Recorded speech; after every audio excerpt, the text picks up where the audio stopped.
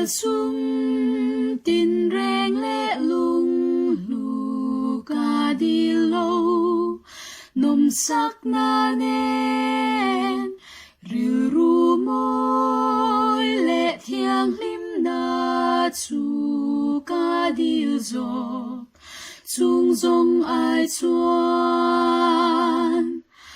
lom na a khat ril ru thiang hlim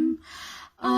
moi tuk tin par ain phak zai vo ril ru thiang hlim chuan aning lo tlai ni le ni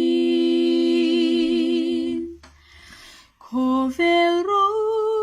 pui na ka dil chuan sirwa ang a thok bo thin ril ru cha thiang hlim hlu tak chuan kung tuang che in min hem thei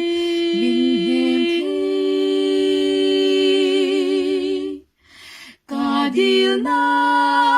hi chun le zanin o chola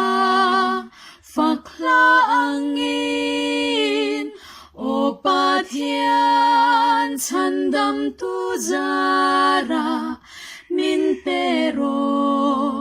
ril ru thiang hlim lom na a khat ril ru thiang hlim a